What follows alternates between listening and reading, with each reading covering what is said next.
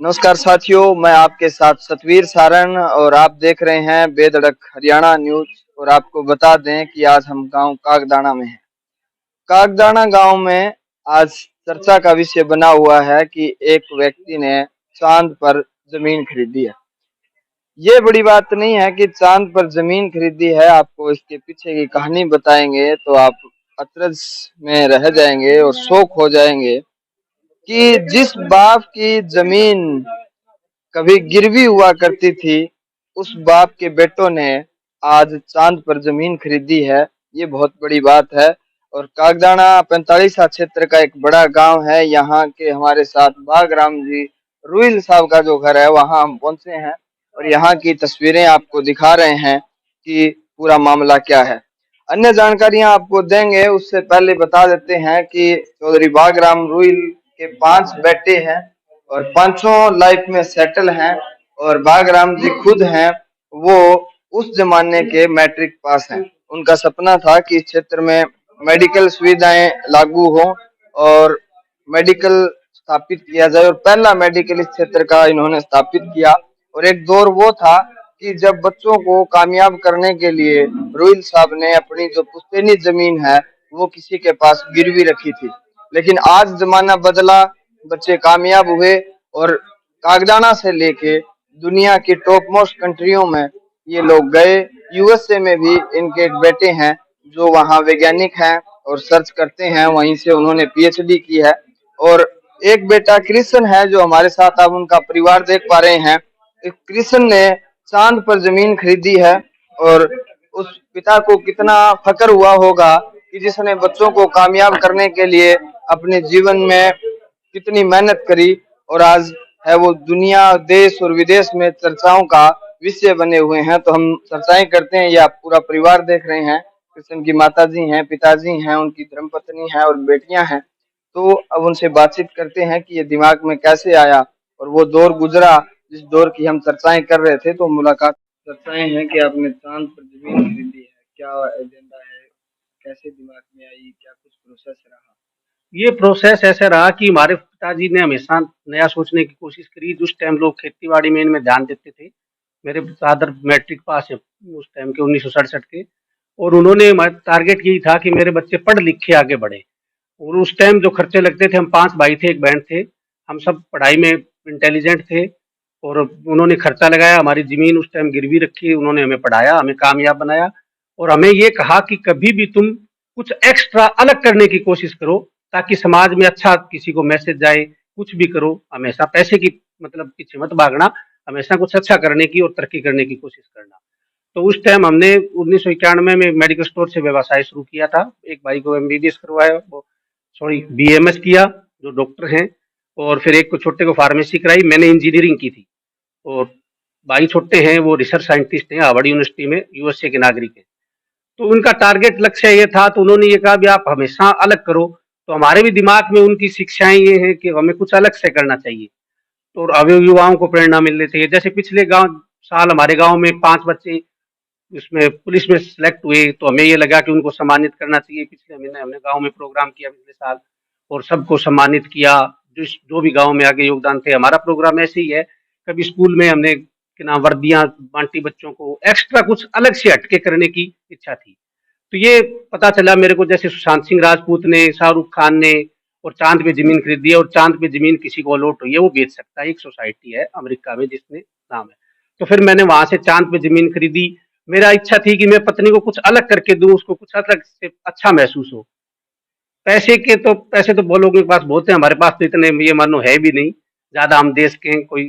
तो फिर मैंने सोना गहना ये तो हर कोई देता है, तो मैंने कुछ एक्स्ट्रा करने के लिए फिर चांद पे जमीन खरीद के अपनी पत्नी को ये गिफ्ट। तब जी गम में जमीन दुनिया खरीदे है और बेटा चांद पर जमीन खरीदी है, किसी के लागन लग रही बढ़िया महसूस हो रहा है। मतलब जो मेहनत कराई है अभी जमाना थे पढ़ा लिखा हो फकर हो यही बात करते हैं। हम है फकर है। बदलाव की तो कहे हुए थे पढ़ा रहे की पढ़ाई है। बदलाव आया उस टाइम में। मैं 10वीं पास करी 1962 में, जब हमारे पड़ोस में धनपत बेणवाल बहुत शाणा आदमी था। तो उसने कहा है 5 लड़के हैं, 30 किला जमीन है तेरे, एक को खेती में लगा देना चाहिए। मैं बोले भाई जी 30 किले जमीन है, ठीक है, बच्चे 10वीं तक जो पढ़ते हैं बाद में नहीं पढ़ेंगे, जाट के दामे हुए हैं, ये खेती करेंगे, आगे आगे पढ़ेंगे जिनके, ठीक है पढ़ेंगे तो अच्छी मैं पढ़ाऊंगा, नहीं पढ़ेंगे जाट का दामे हुए जो खेती करेगा। तो मेरी सोच थी कि भी बच्चों को पढ़ाना जरूरी है। आपने उस दौर में मैट्रिक करी तो आपको कोई ऐसा मतलब मौका नहीं मिला भी आपको भी नौकरी, मेरे माँ बाप के अकेला था मैं, बुढ़ा बुढ़ी ने कहा नौकरी नहीं लगने देंगे, नौकरी में अप्लाईमेंट में नाम भी दिया था, मलेरिया वर्कर का रतिया के अंदर मेरा नाम आया, 1 महीने में आ गया। मैंने देखा मिलती है कि नहीं नौकरी, जाना तो था ही नहीं। तो उस टाइम में मेरी नौकरी माँ बाप ने नहीं करने दी मेरे को। फिर आगे मेरे को महसूस हुई बच्चे जरूर आगे पढ़ के कुछ न कुछ करना चाहिए बच्चा को। आज बेटी पोता पोती मतलब हाँ, सब 4 पोते MBBS बन जाएंगे, 1 पोता MD में अब दाखिला हो जाएगा। सब बच्चे पढ़ रहे हैं अपने अपने, ठीक है, इनके पास साधन भगवान ने अच्छा दे रखे है, अपना काम करते हैं बढ़िया। ये इनको कह रखे है तुम्हारे पैसे किसी को दे रखे हैं, तुमने तुमको दे या न दे, तुम्हारे में जो मांगता है वो जरूर देने। कोई गांव ग्वांड का कोई जाकर वहां गुड़गांव जाए कि उल्टा पानी रोटी पानी उसके लिए सारा इंतजाम करना, ऐसे जाकर आके न कहे कि बागराम के बच्चे हमारे को कुछ नहीं किया। ये मेरी सोच, मतलब ऐसा न मैं कभी झूठ बोलिया हूँ ना बेईमानी करी है। मैं जमीन देता हूँ हिस्से पर, हिसाब करके उनको 1000-2000 रुपए छोड़ देता हूँ क्योंकि गरीब है बेचारे। सलाम है ताऊ जी आपकी सोच को। और ये है इस मतलब वट वृक्ष की जो मेन शाखा है, मेन जड़ है वो ये है, और उसके बाद जो ये फल लगे हैं जिनकी चर्चाएं कर रहे हैं वो आप देख पा रहे हैं कि ऐसे बहुत से इतिहास हैं और विरले ही लोग हैं समाज में जिन्होंने परिवर्तन किया है। अब मैं आप जिनको गिफ्ट मिला है उनसे भी बात कराऊंगा, और कृष्ण की माता जी हैं उनसे भी। तेरा इन्हें रख दिया, थोड़ा सा मैं उरे बैठ जाऊं।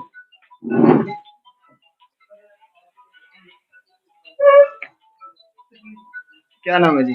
सरिता जी, मतलब महिलाओं की डिमांड रहती है कि डायमंड मिलना चाहिए, डायमंड रिंग मिलनी चाहिए, हार मिलना चाहिए, लेकिन आपको चांद पर जमीन मिली है। मेरी 1998 में शादी थी। मेरा बहुत अच्छा परिवार है, सास ससुर भी और जेठ देवर भी सारे ऐसी पढ़ी लिखी फैमिली है। मैं भी पढ़ी लिखी फैमिली से ही हूँ। अच्छा बैकग्राउंड है, बढ़िया है हमारी सोच। हम देवरानी जिठानी सब एक साथ ही रहते हैं अभी तक, खाना अलग अलग बनाते हैं, साझा परिवार है हमारा।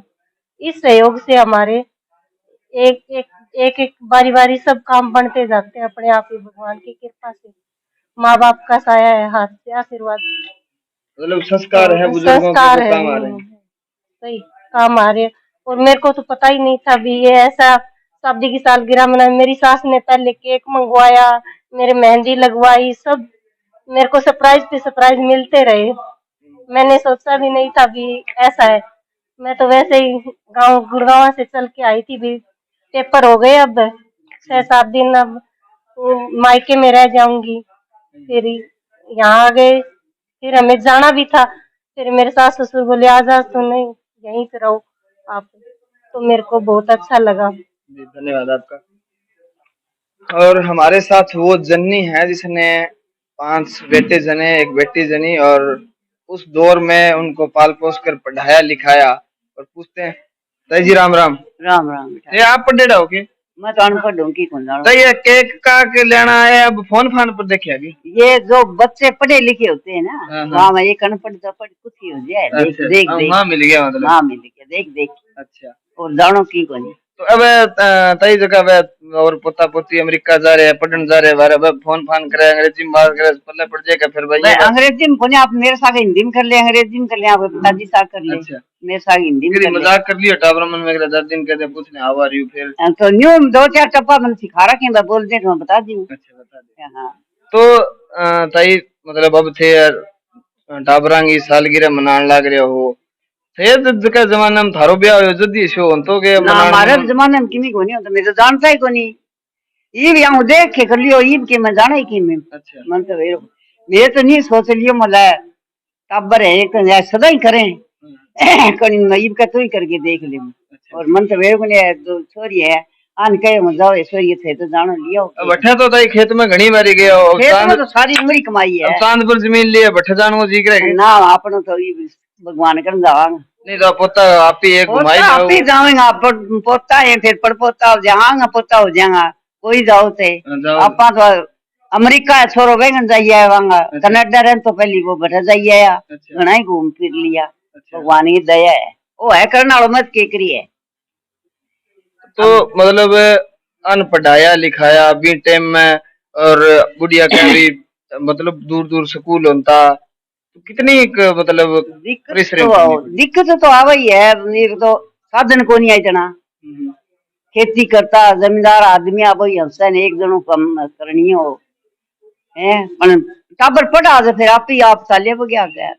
तो एक दाई और बात पूछूं जब वो दौर हो हाथों आटो पीसता और करता बस सारा काम करेड़ा है सारा काम करेड़ा है सुधा घाट ताई करेड़ी है चाकी ताई फेरेड़ी है गारे ताई लिपेड़ा है सानी ताई काटेड़ी है मौज भाई है मौज ही बच्चा टेम में पढ़ लिखे ईद सारो भूल गया।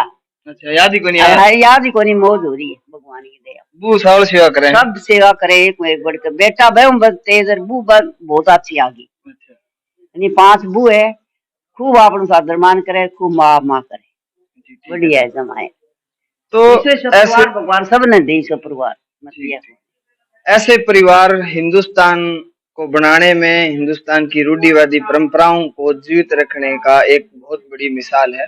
आपको बता दें कि जो हमारे साथ परिवार है इस परिवार के लोगों ने दुनिया में डंका बजाया है लेकिन आज भी अपने पुश्तैनी गांव में पुश्तैनी जमीन से और उस माँ भारती से जुड़े हुए लोग हैं जो यहाँ आकर इस समाज को बदलना चाहते हैं। आपको बता दें कि ये कागदाना का परिवार है रोइल परिवार जिसमें 5 बेटे हैं विदेशों तक सेटल हैं और अब इन्होंने चांद पर जमीन खरीदी है। इसी मामले को लेकर हम आज कागदाना में इस पूरे कार्यक्रम को आपको दिखा रहे हैं। ये तमाम जानकारियां आप देख रहे हैं बेधड़क हरियाणा न्यूज पे। मैं आपके साथ सतवीर सारण कैमरा सहयोगी जोनी शर्मा के साथ। धन्यवाद।